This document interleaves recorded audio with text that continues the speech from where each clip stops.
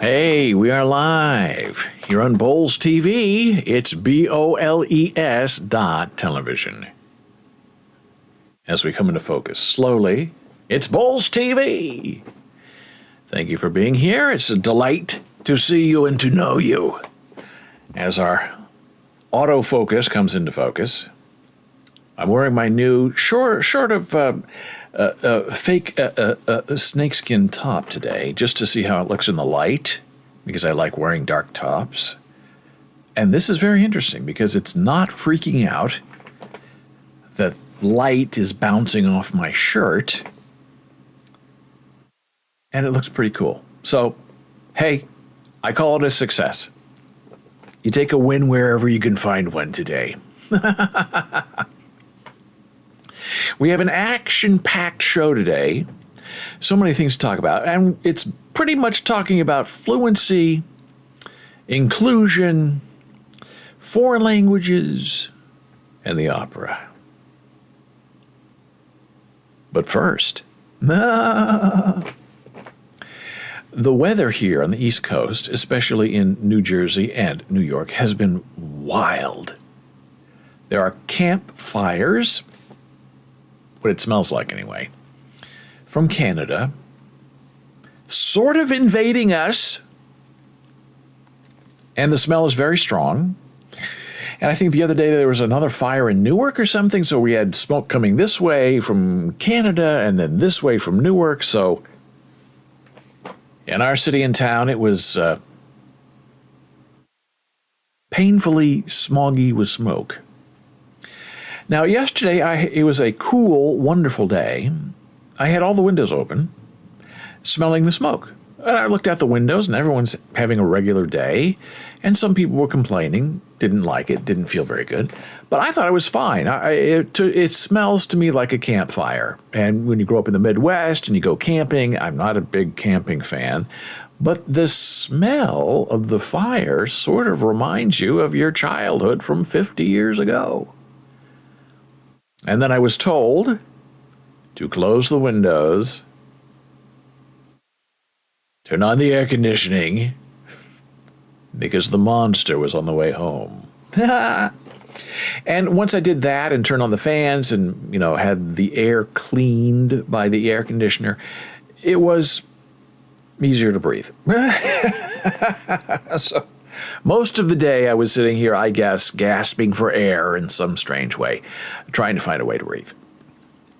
And then woke up this morning and a lot of sneezing and a little bit of coughing. And I thought, I wonder if this is from what I did to myself yesterday. Probably.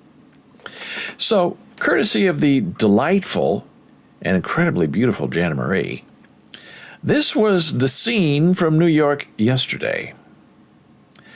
Yes, this is the blue sky. The blue sky. And she's taking it out of her window, this is a window frame, and this is a window frame.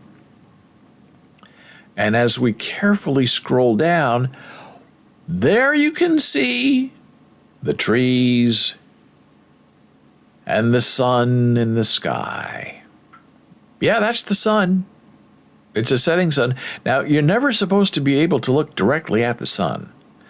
But when you have campfires from Canada and Newark invading your blue sky, I guess it makes it that you can at least point your camera at the sun and take a photograph. Very bizarre day. Today, it's much better. Yeah, there's a little bit of haze left over from the fires.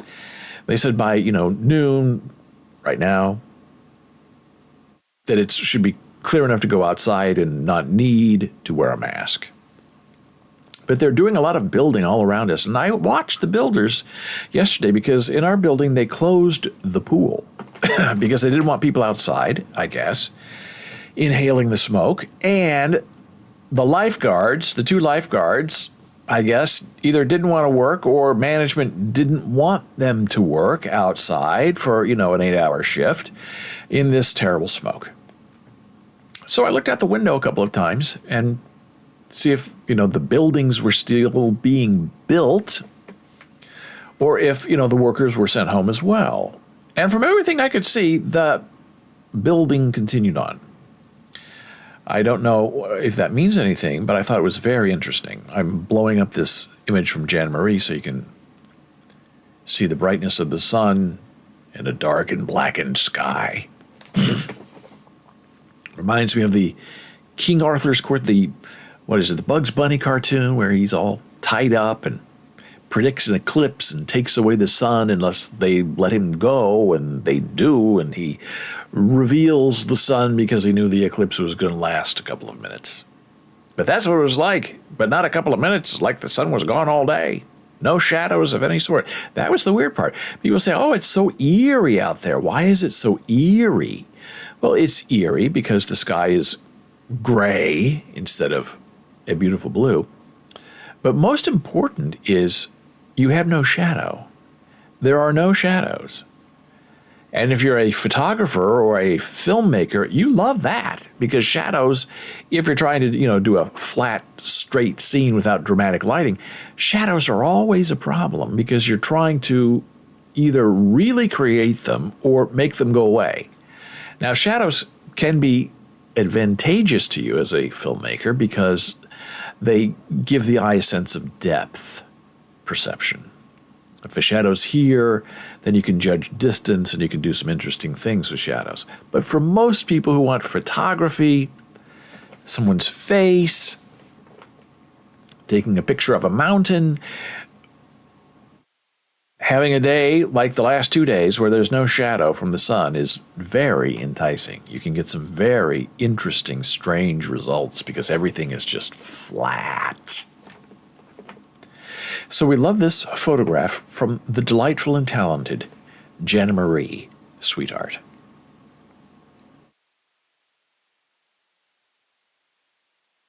Next on our agenda, we are going to have a discussion about inclusion, and it has to do with language, and it has to do with accessibility, and primarily it has to do with the deaf community in these United States. And the focus of our scorn, admiration, let's say, is the Metropolitan Opera in New York City. And their season ends, I believe, on Saturday, and then they disappear for a whole summer, and then they start up again in the fall. And there was an interesting article today in today's New York Times on the opera page. Not many people know the New York Times has an opera page, but they do. I should see if I could find it. Let me see if I can find it from my other browser. New York Times.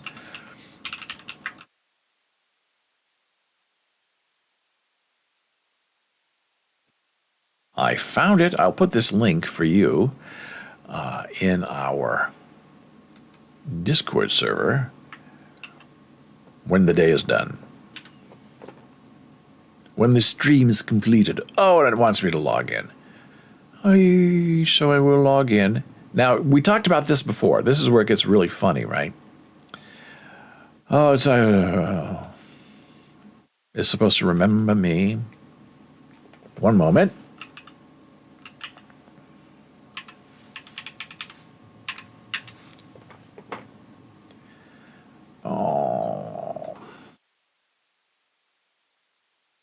So you log into New York Times, right?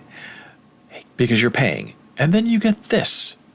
All access. Hey, we want to charge you another 50 cents a week. What do you say? I always say no, thank you. But even if I show you a different article after we look at this article, we get this same screen. So we don't want any of that. Continue without upgrading, right? Then we're going to get another screen that belittles us for not going for 50 cents more a week. And here it is, right here. Complete your Times experience, upgrade. We just said no. And they put it to us again. So this is an article that popped up for me just today. It's at the end of an era at the Metropolitan Opera. And it's a fascinating article about how, for the first time, I guess in its history, the Met is going to perform fewer operas next year, because the Met seats 4,000 people per performance. It's a massive place. And I don't know if that means they're having trouble selling tickets or because it saves them money not to do as many performances, but I find it curious, odd, and weird. And in another article on the opera page of the New York Times, there was something that said that the Met is $100 million in debt. And they put up their two paintings that are in the lobby by Marc Chagall so they could, in some way, get more money. So the paintings that are famous and they're like 36 feet by 6 feet, something with two of them side by side, that Marc Chagall painted specifically for the space have now been made part of the collateral on this loan that the Met needed to use to stay open. I guess after COVID, but for people who know, the Met's been in trouble for many, many years, running at a deficit. And I understand, opera is not for everybody, as they say. So as we are, watching opera on YouTube and on the Met Opera website, you wonder why a major opera house like the Metropolitan Opera in New York City does not provide interpreted performances for the deaf. Now, in my research, I found in 2019 there was a French production using French Sign Language of an opera, and the signers were on stage, characters, it appears, in the production, and they would sign for themselves, and they would sign for other people on stage also who were singing. And they were in full costume. They were staged into the show and the performance. Interesting, exquisite, exemplary, but very difficult to do because really from the beginning, the interpreters have to be a part of the production. Now, what I call, I don't want to say normal, I will say average interpreting for Broadway shows, and every Broadway show is interpreted. You have the, two or three interpreters, usually stage right, on the floor level with the audience, and they have small lights on them, and they interpret. And they go and they practice a couple of times, and then they put on the show, and it's done, and they might do it, 2 or 3 times for the run of a show. So they're not shadow interpreting like the people on stage. They're just there interpreting in regular clothing, not in costume, what's happening on the stage. It's easier, cheaper, quicker, faster, better, stronger to do it that way than to actually make the interpreters a part of the production. So I was very curious, how accessible is the Met to the deaf? And I came away disappointed and surprised because I thought that, like Broadway, the Met, the premier opera house of the United States, and some might say even the world, does not provide interpreted performances for their operas. Now, opera has traditionally been very white and very European, and there has been a dramatic effort to include more people of color, different cultures, different races in performances, non-traditional casting. A part that was played by a young boy is played by a young woman instead. Okay, that all makes sense. That's a progression of the culture. But when it comes to interpreting for the deaf, what the Met does, and that a lot of houses do, is when the performance is, sung in, let's say, Italian, right? They provide text interpretations of what is being sung on stage. So that's okay, but it's not what the deaf deserve. Now, if you go to the accessibility page on the Metropolitan Opera website, they sort of brag about how inclusive they are of people in wheelchairs. They'll make room contact them. They'll get things set up for you, but not for the deaf. And even in their on-demand performances, the performances are captioned in English, but they also do little interviews before, after, sometimes during intermission that are backstage. Those are not captioned. So there's no way the Met can say that they are including the deaf in all things, because they don't. Text English is not American Sign Language. American Sign Language has its own syntax and grammar that is much more related to the French language than the American typed text language, because ASL was invented by a French person. So I decided on Boles blogs, I'll put this link on our Discord server, to write a little article sharing the email that I sent to the Met, asking them if, we could help them, the beautiful Jana Marie and me, to somehow provide an interpreted performance for the deaf. And it would be interesting and difficult and fantastic, because it's basically going to be, signing for 3 hours, because that's what it is, singing, which is very different than just interpreting spoken dialogue. And, we're not looking for money or anything like that. We're just looking for inclusion that the Met should have been doing all along. So I wrote this article, right? Will the Metropolitan Opera allow the deaf to sing? And this is a logo that I created using an AI art bot. Sign interpreted opera performance here. This is another example, AI art again, of a woman looking very operatic and moving her arms. She's not praying. We're saying that she's using sign language. So and here are some examples. So what we're going to do, because this is important to us, is the Jana Marie Sweetheart is going to be interpreting, signing certain famous operas. And most of these operas are in Italian or French or German, and she's going to translate them into ASL. And we're going to make videos of them and put them online as examples of what needs to happen. Now, there's not going to be any music, because we don't have the rights to that. We're not going to see a performer singing other than the Jana Marie Sweetheart. And I don't even think I'm going to caption or open caption what she's singing, signing, because that's not the experience we're trying to create. We're trying to show what this is going to look like and why.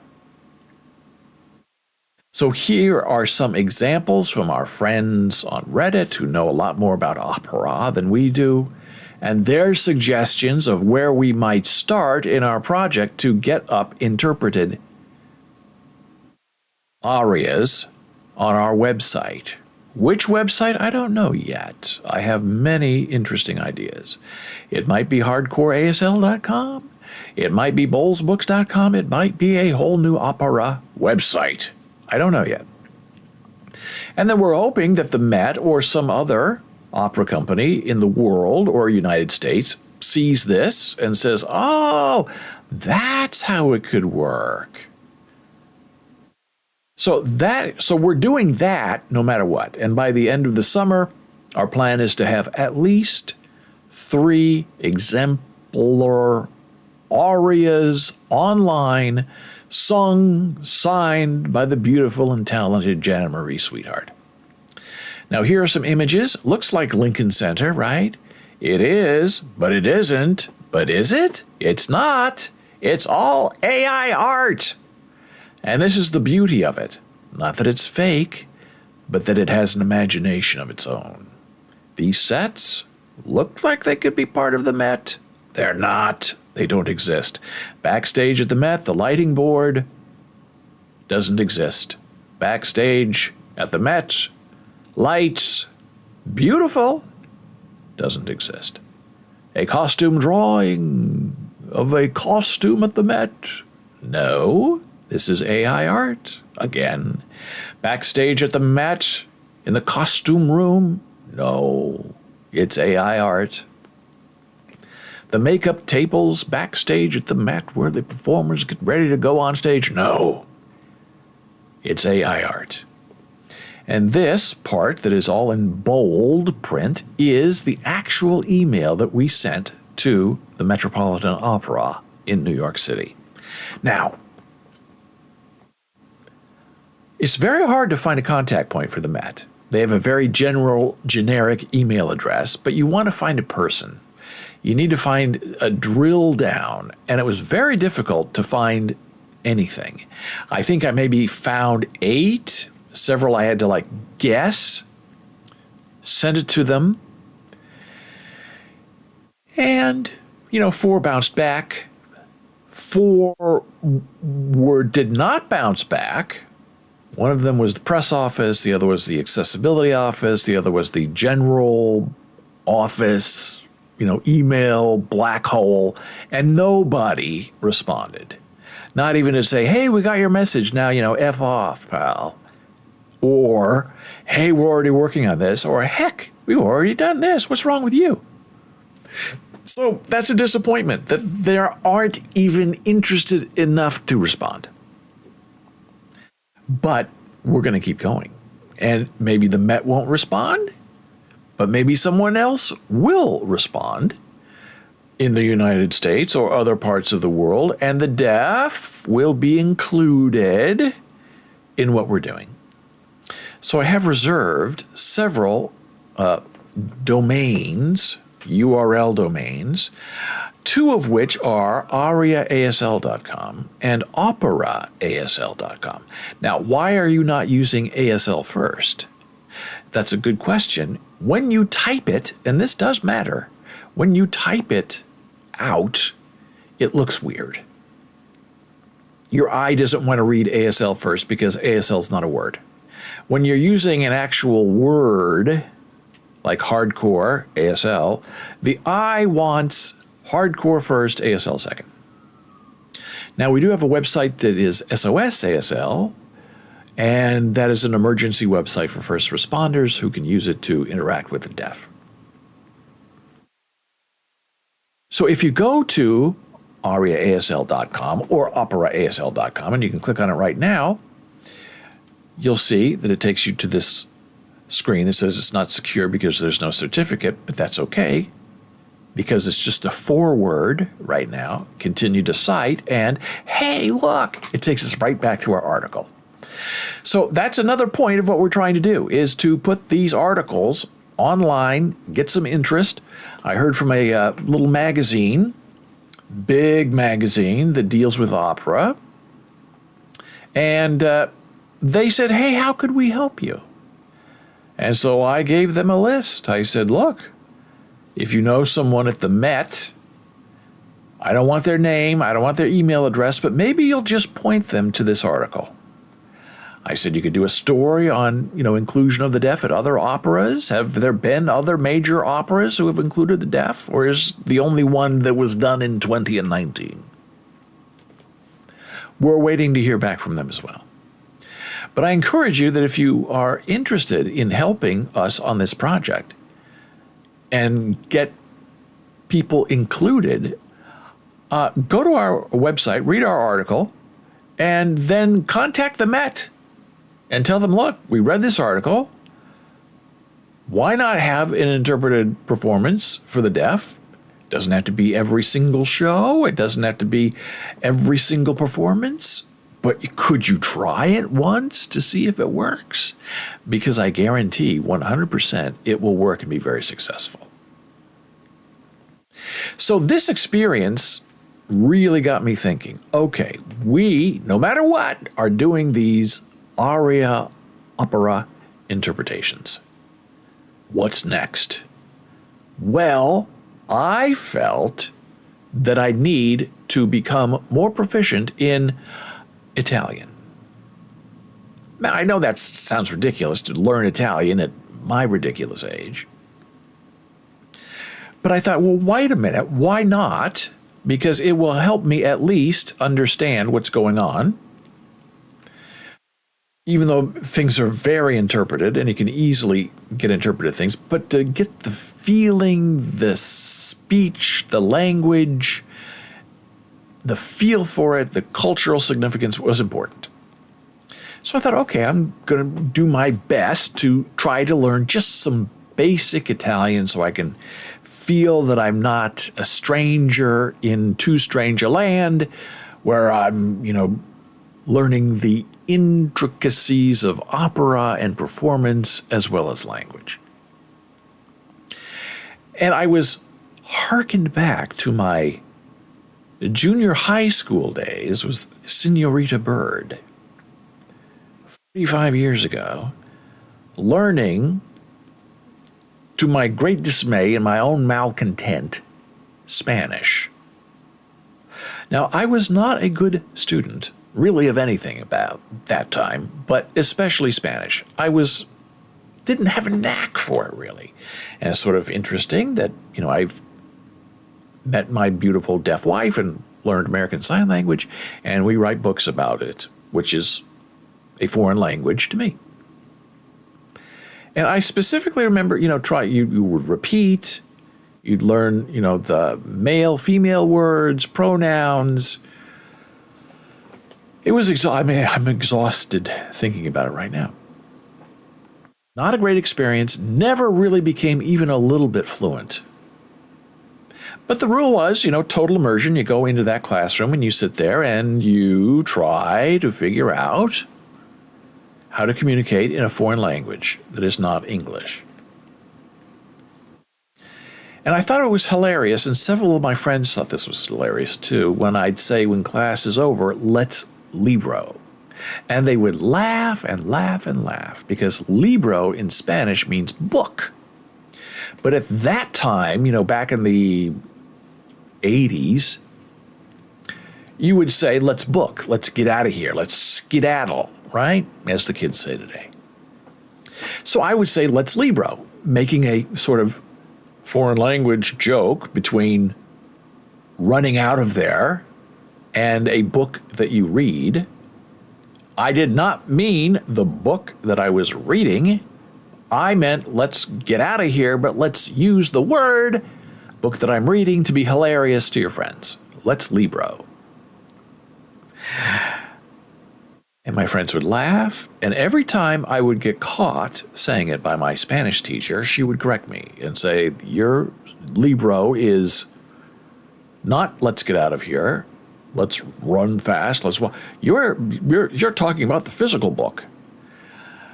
And then she would correct me and tell me what the right phrase was that wasn't funny, because that's not the joke. And so I would try to explain this to her, and she was not interested in any way. So I couldn't really use let's libro in class near her, but I did use it everywhere else. I mention this because now, as an old man, I look back at myself and I think, what's wrong with you? A lot of people that you know and appreciate and work with around you are not really great English speakers. They speak Spanish. And if you had just applied yourself a little bit more, if you had tried to be a better student back then, you would probably be able to pick up conversations with people in Spanish and have a nice conversation with them. So I have a little bit of survivor's guilt that I'm still not learning Spanish. I'm learning Italian. Because when I learn Italian, something in my brain triggers me to use the Spanish word that I sort of remember from 45 years ago. So it's a weird disconnect. So as I'm starting my studies, which I'll show you in a minute, there are 50 languages you can learn, and I'm overwhelmed because I want to learn them all. Now, I started with Italian, then I stopped. I did one Spanish lesson, and I was immediately confused because my memory is comprende, understand. Comprende, comprendo, right, for Spanish. And it was fascinating that in learning this language, in my one lesson,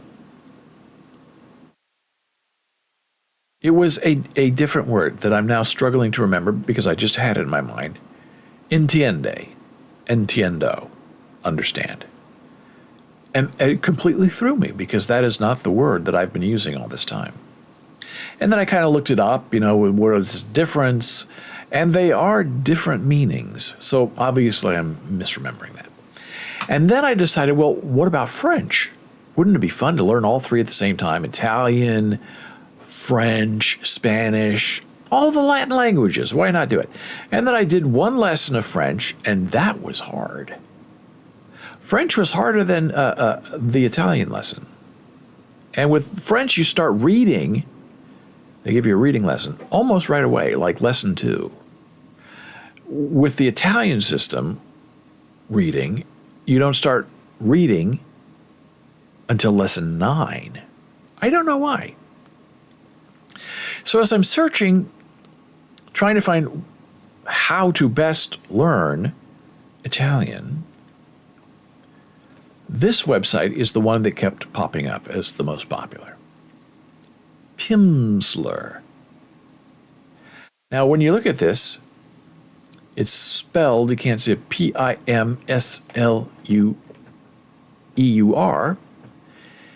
You want to be fancy and say Pimsleur.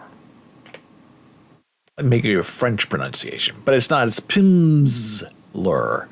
And if you ask for pronunciation, the Z is in there for the S.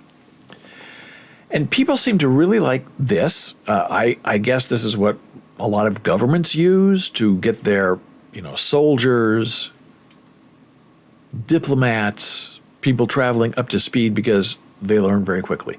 And the Pimsleur method is you have these 30-minute audio lessons where you just sit there, you listen to conversation led by sort of a narrator, your teacher, and your job is to just sit there and repeat. You don't have anything to read. You're not supposed to write anything down. You don't know what word you're trying to pronounce. You're just supposed to train your ear to listen. And I guess the reasoning goes is you do it that way because that is how children learn a language. They can't read. They don't know the alphabet. They don't know what a number is. They just are immersed by hearing the language and the sound around them. So that makes some sense, and some people disagree with that. They said that's how a child learns a language, but that's not how an adult should learn a language. And it is a little confusing for me because I remember my Spanish classes, and I'm sitting there with no textbook, no flashcards, nothing. I'm just sitting there listening intently for 30 minutes, trying to remember all the new vocabulary words. And I don't remember them all. So Pimsleur has 30 lessons in each level, and there are 5 levels. So I am on Italian level 1, and I just finished lesson 5 yesterday. 6 is coming today. And so I've been, studying for 5 days. And I lost 2 days because I spent 1 day on French and 1 day on Spanish. So I should be on lesson 8, but I delayed myself. So you click on this, and then you get in there, and I'm not going to play the audio. You get the 10-minute lesson. And then when you're done, all of these, see these icons? I haven't listened to my lesson yet, and you only do one lesson a day. It really takes about an hour if you're doing it right. And then once you listen to the lesson, then you can do these tasks that they have for you. So, speak and understand, survival skills, food.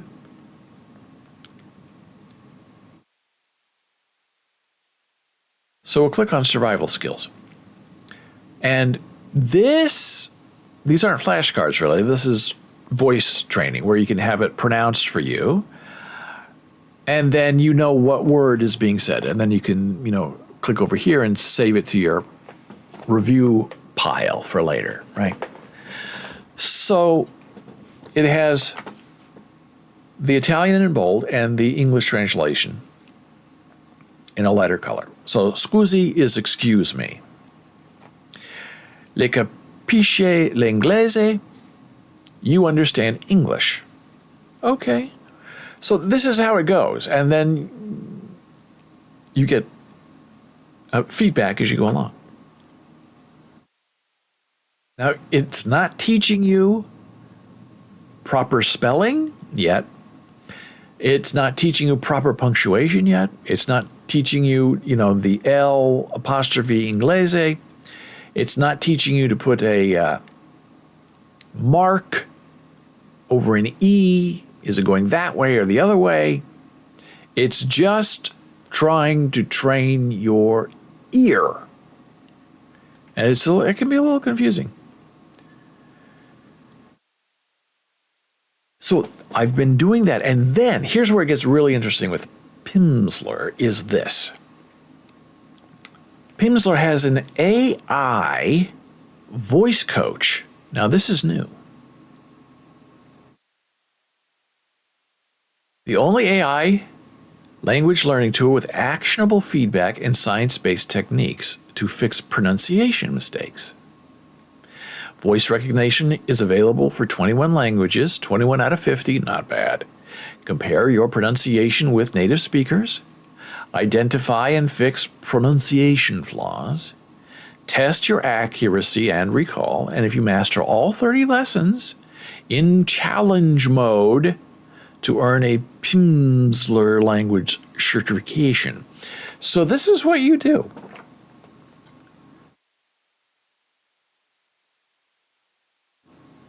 Your teacher in the AI test tells you what to say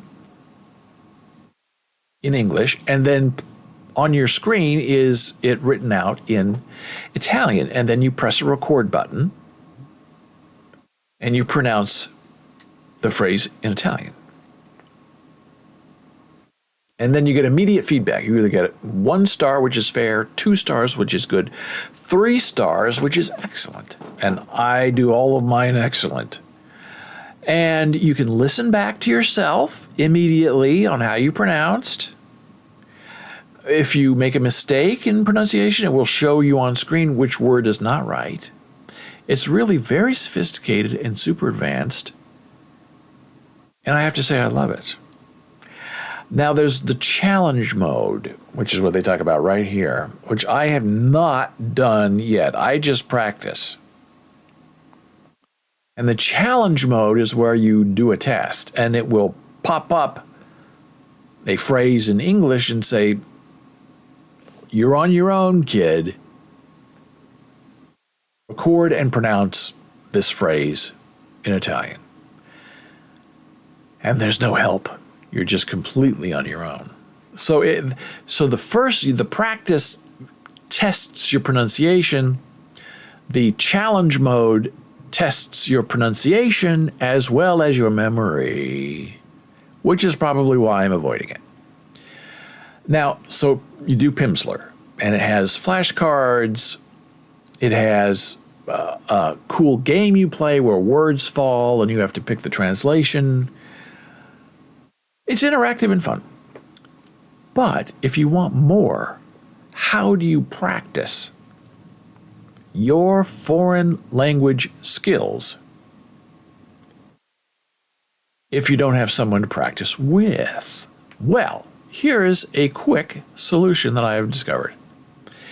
Aaron is a bot. I was going to talk about Aaron the bot last week, but I didn't get to it. So I'm now skipping way ahead in our textbook to talk about Aaron, the foreign language friend. And she can probably speak 21 languages because I have a feeling that the Pimsleur AI listening to you mode is ChatGPT. Just because it's not all 50 languages and ChatGPT does a lot of languages well. You can type in ChatGPT and have a conversation in Italian, but the plain old ChatGPT doesn't have voice. Voice is done with ChatGPT via something called Whisper. So this is on our Discord server. This is my private area, so you can't see this, but I'm showing you how it works. So I go down here, I click on Aaron Voice, and it's going to make my logo up here disappear. And we'll see if this works. This might not work. I don't know, but we'll find out. So I click on Aaron Voice. Okay, so I've joined the Aaron Voice channel. As you can see, I have disappeared in the upper right quadrant. So now, I don't know if this will work either. I have to see if Aaron is able to understand me.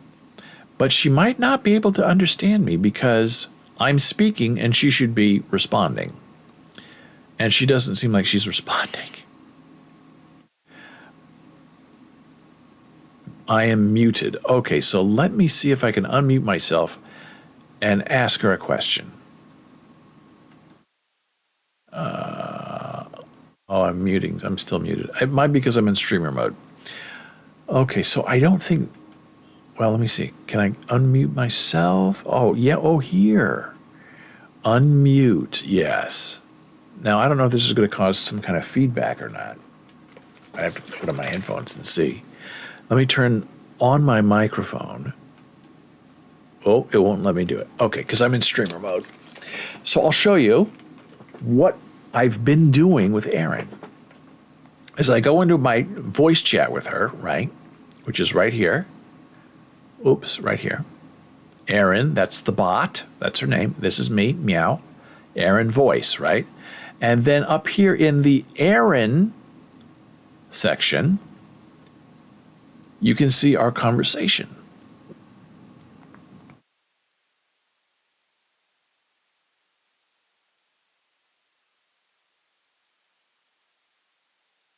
So I say, this means I'm speaking it to her, and I turn on my microphone, I speak normally, and then she responds in text to what I say. It's amazing technology. So I say, how do you say the shadow knows in Italian? And then Erin responds, to say the shadow knows in Italian, you can use the phrase l'ombra sa. And then I say, and it doesn't translate it very well, but she seems to figure out what I'm trying to say. I understand a little bit. And then she answers in Portuguese, because the Latin languages, and Italian is the closest to Latin, can be indistinguishable, especially when this doesn't translate into Italian.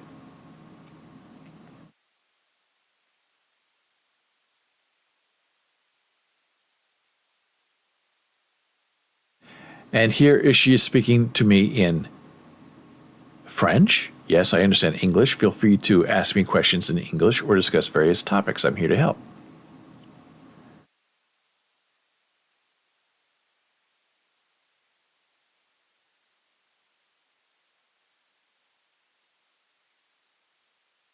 Okay, so here's another example. I'm sorry, but it's a text-based interface. I'm unable to hear you, because I said, Erin, can you hear me? And I say, please translate what you just said into Italian, right? And then she does this whole thing in Italian where she completely explains what's going on. So Aaron, my chat GPT bot, becomes not only my Italian tutor, but my practice partner as well. And she can give me pronunciations, typed pronunciations.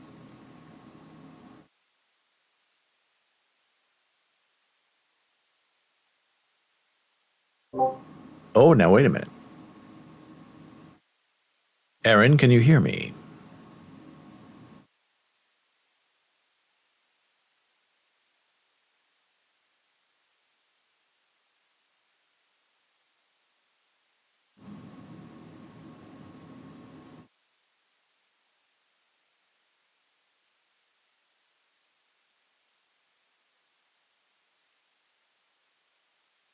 Le capisce molto bene italiano.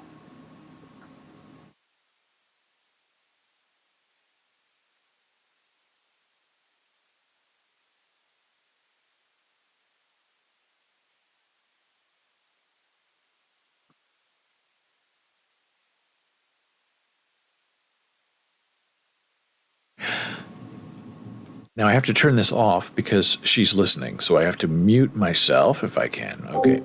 So I asked Aaron, my chatbot, do you understand Italian? And she replies in Italian, yes, I understand very well.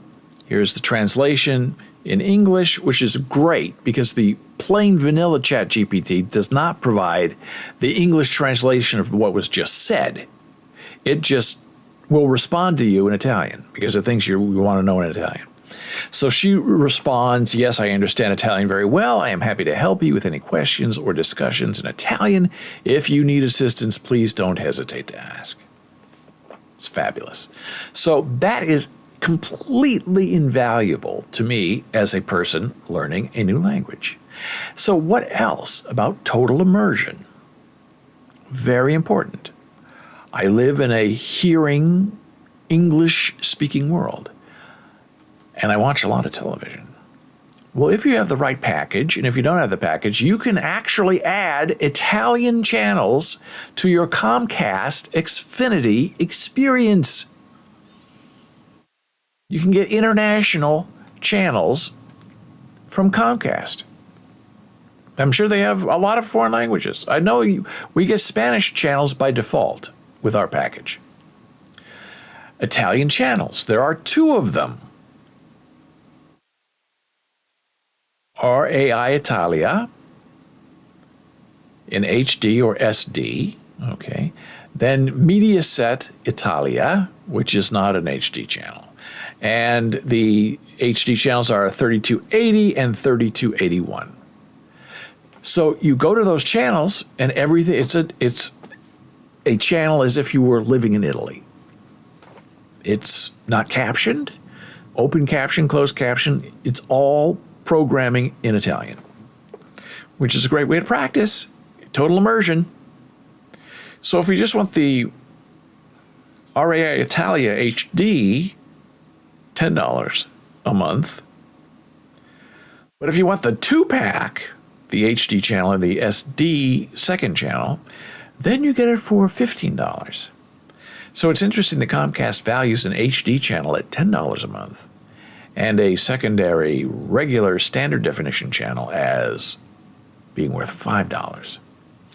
And as I understand it, you just click on that, add to existing plan if you don't already have it. We did already have it. You click on that. It takes you to your account, says, okay, this is what you're paying now. With this, added with tax, $16 and something. Add it to your plan. You do. Seamless. And in about 10 minutes, you get an email back from Comcast saying you're all set. Your order has been processed. And then you go to the channel, 3280, and it's there. It's the most amazing thing. And think, how did people do this 45 years ago? Living in Lincoln, Nebraska, trying to figure out how to say, let's book in Senorita Bird's Spanish class. There was no Aaron ChatGPT. There was no channel you could add. We didn't even have cable television back then. And if we did, only like 2 people in the neighborhood had it. It was very expensive and HBO only. So then you think, well, we live in an internet world. What about radio? There are all kinds of talk radio channels that you can just, for free, go on and listen to. I'll put this link in our chat panel on Discord. And it's live radio from Italy. Plus, you can get a Kindle book if you're living online. There are lots and lots of interesting books about Italian. Most of these people who write these books think that you're going there to be a tourist. So it's very touristy. I have not yet found an Italian phrase book for opera lovers. I need to study opera because I want to. That's not part of it. All of this is like, where do I get the bus? How do I find a train? Is my hotel available? But they're there, and they have pronunciation guides, as you can see right here. This is very delicious and tender. And they have the Italian, and you can highlight it for study later. And then here is the pronunciation, the careful pronunciation, that you can also highlight in a different color.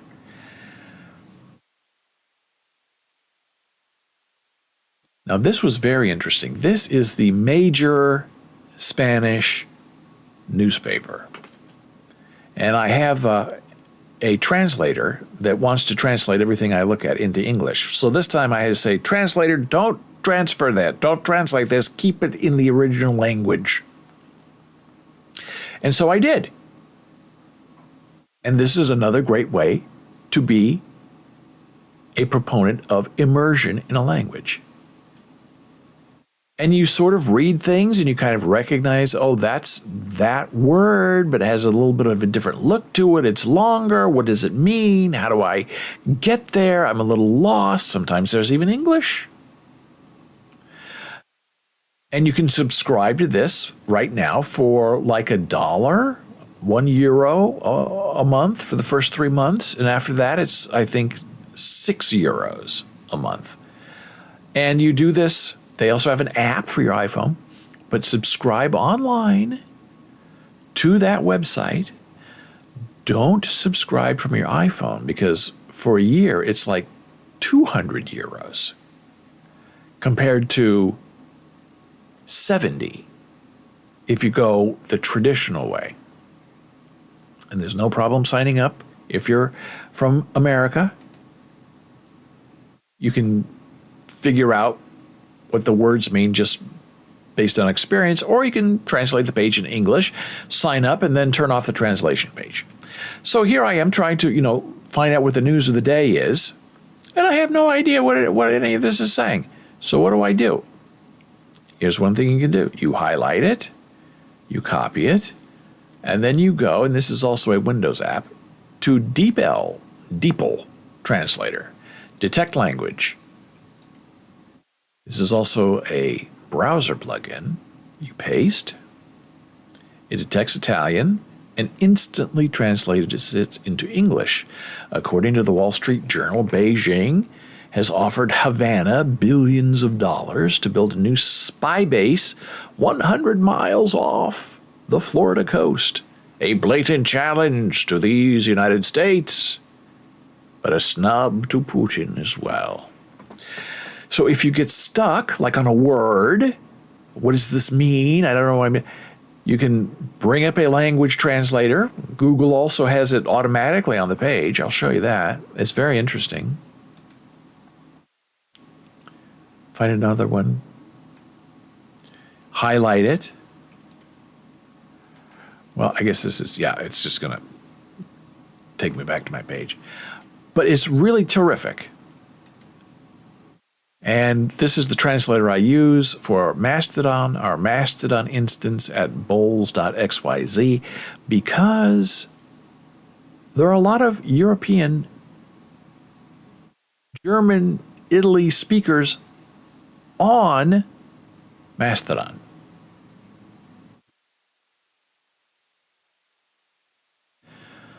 So that is our show for the day. I thank you so much for being here. If I had all of these tools, and this is the web version of Pimsleur, if I had all these tools with me 45 years ago in Senorita Bird's Spanish class, I'm telling you, I would be fluent by now. I would, because it's fun learning. You have a translator right here. You can read the newspaper. You can watch television. You can listen to the radio. You can completely immerse yourself in flashcards that are not flashcards. They are flashing things on your screen. And all of this is to try to build a little bit of tiny understanding and fluency when it comes to translating Italian operas into signable, singable arias for the deaf community, starring my beautiful wife, Jana Marie Sweetheart. And that's the show. I'll see you again next time. You know where to find me. I'll put all these links next, right now, on our Discord server. Take care, be well. I'll see you soon. Bye.